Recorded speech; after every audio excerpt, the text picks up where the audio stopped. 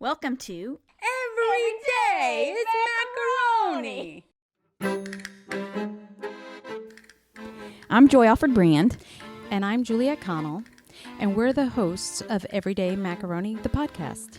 This podcast is a look at the lighter side of life, where we talk about our adventures as a modern blended family. So sit back, relax, And prepare to have your funny bone tickled. Okay, Garden Hoe. How are we starting this?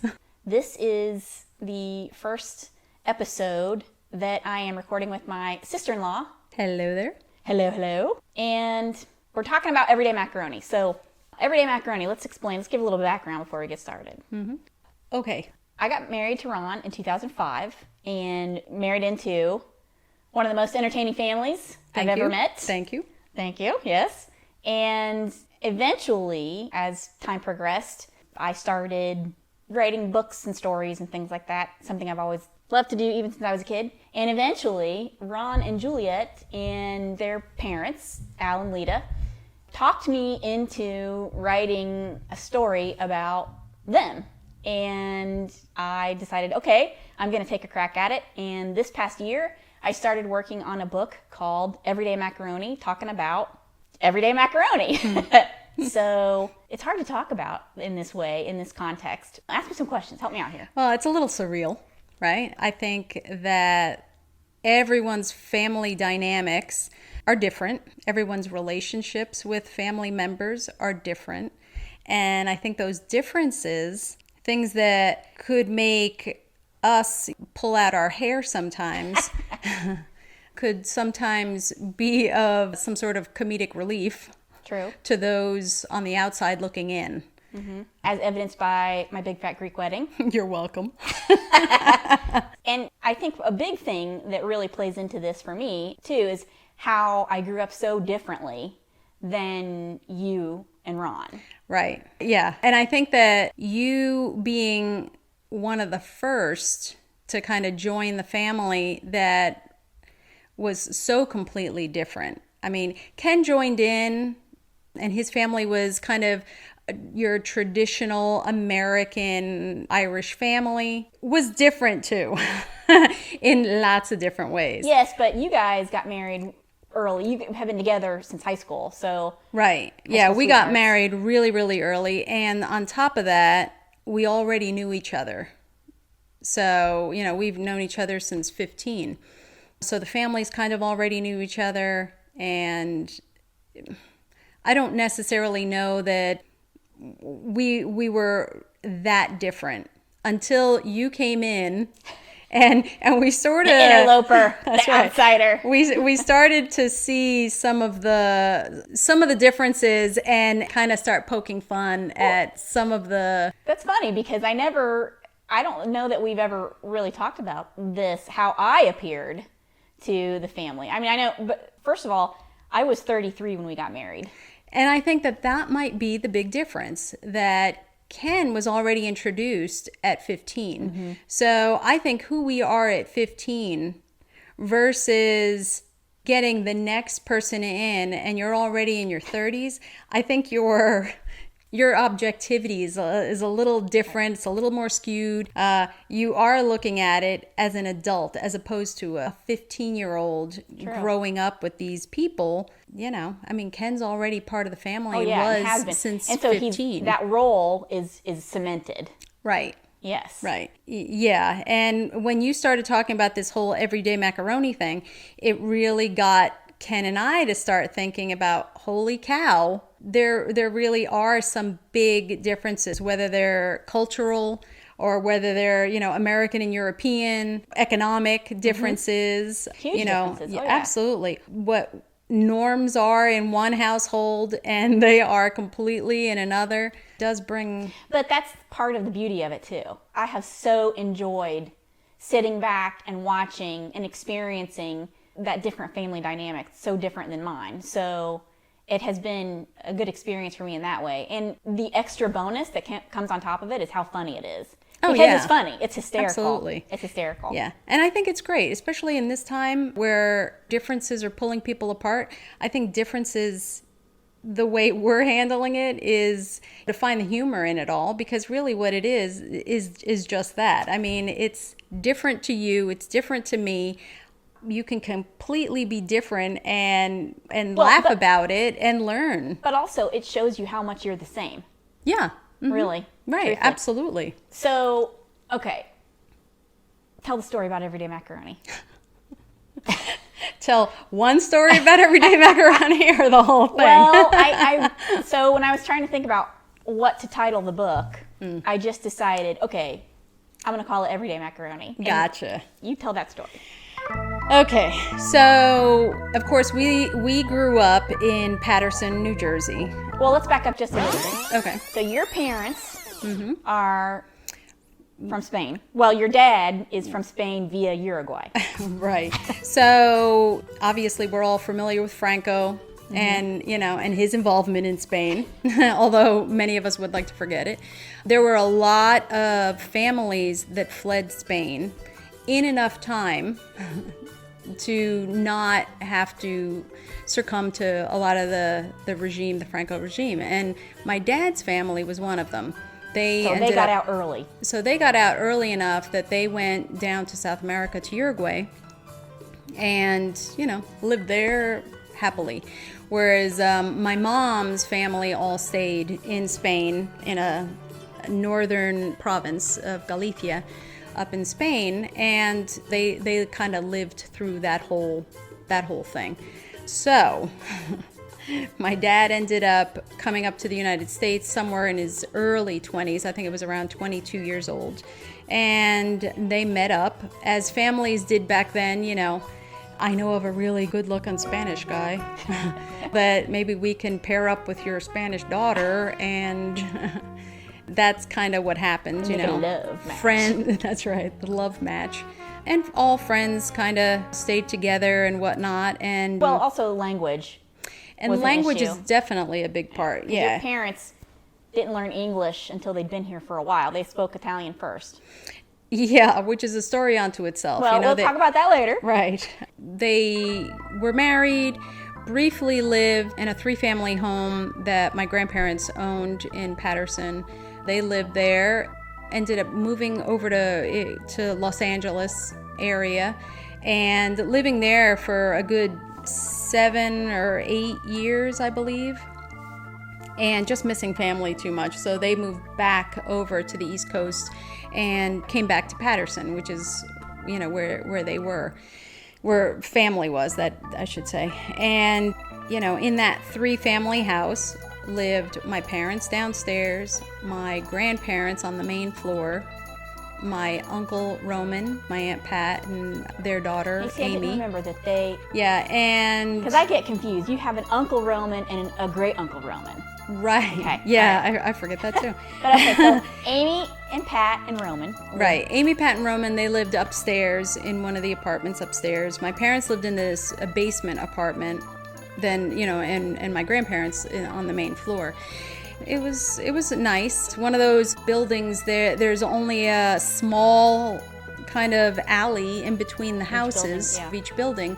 And really what goes on in one person's backyard is heard 2, 3, 4 doors down, depending on how loud you want to speak. And we were lucky enough to have a very loud Italian family next door. Oh, and now let's be clear here. There's a little bit of loudness in your family too. Oh yeah, yeah. Yeah, no, there I'm just saying. Totally is. Yes, Anyway. absolutely.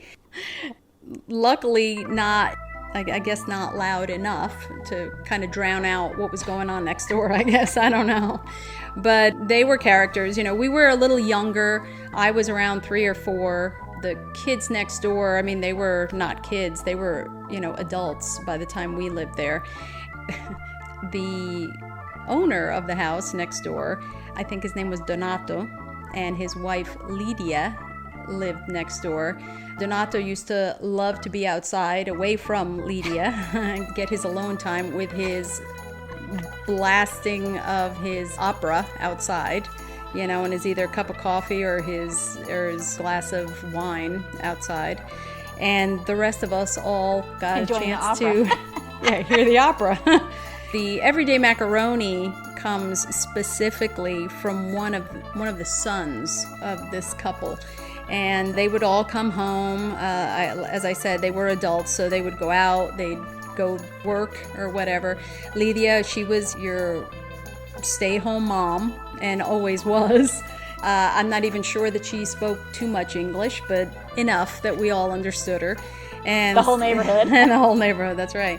And the son would come home, a hard day at work, and he'd stomp down the alley and come on in, open the gate to their yard, and he would yell up at his mother. I mean, because God forbid, you open the door and go inside and have a conversation. Hey, Ma, what's for dinner? The rest of us could all hear it. And she would open the window or put her head out the window, and she would say, "Oh, we're having macaroni." And the son would be like, "Oh, Ma, every day it's macaroni." And hence, Everyday Macaroni. a book idea was born. Well, A book but title was there's born. another part to the story. Now, before we get to the rest of the story, let's hear the first part of the story straight from the horse's mouth. Those neighborhoods, old neighborhoods, about 100 years old, so Yeah. all the houses were like that in the city, right? And we all share the Backyard. grapevines.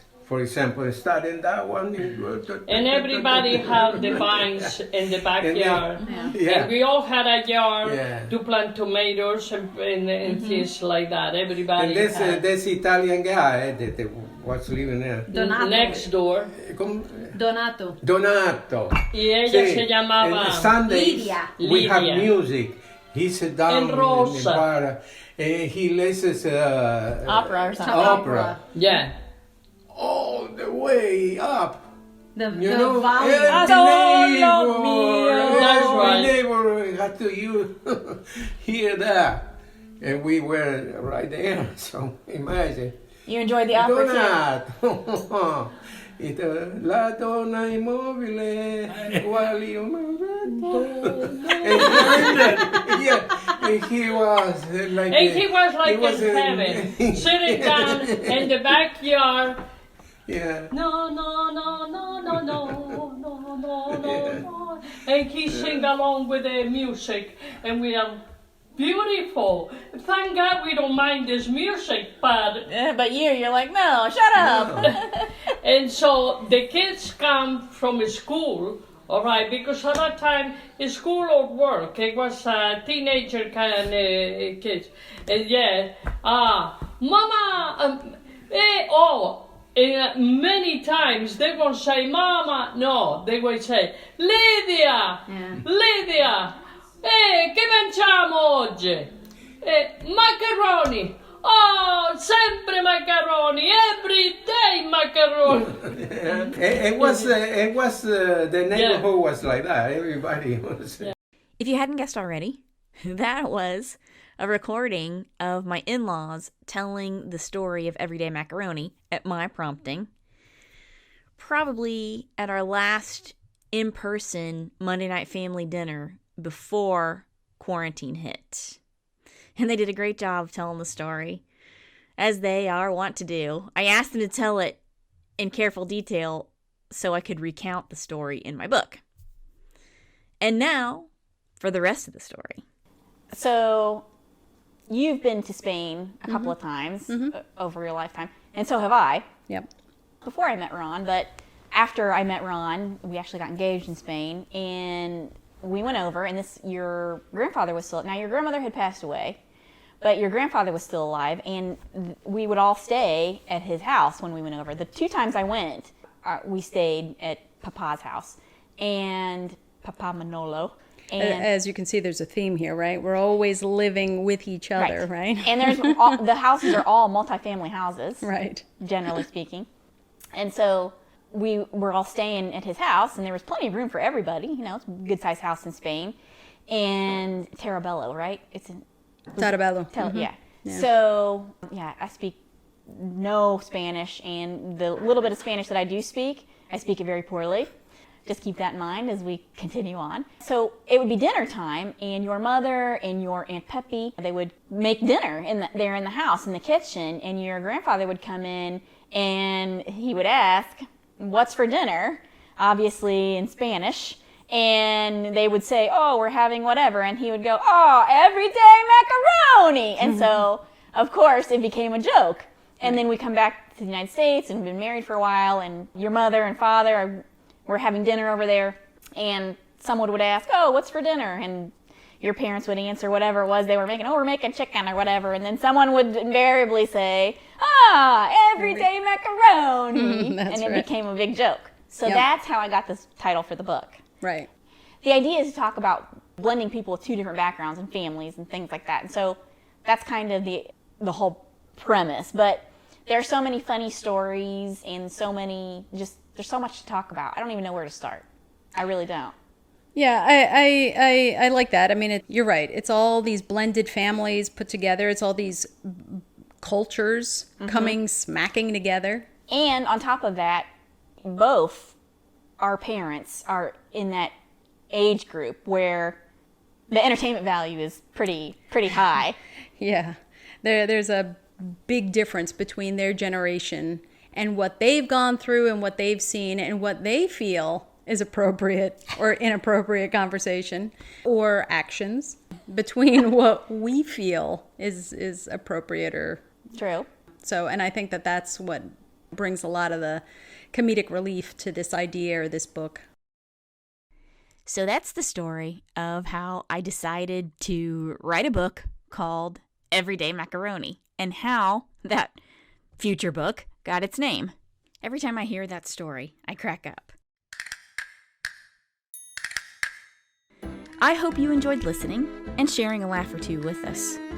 Stay tuned for more Everyday Macaroni adventures on future podcast episodes. And if you want to see some pictures of us, you can follow me on Instagram by searching @JoyAlfredBrand, #EverydayMacaroni, #TheDollarLllama, or on my Facebook page, New Cash View. Again, thanks for listening, and join us for the next episode of Every day is macaroni.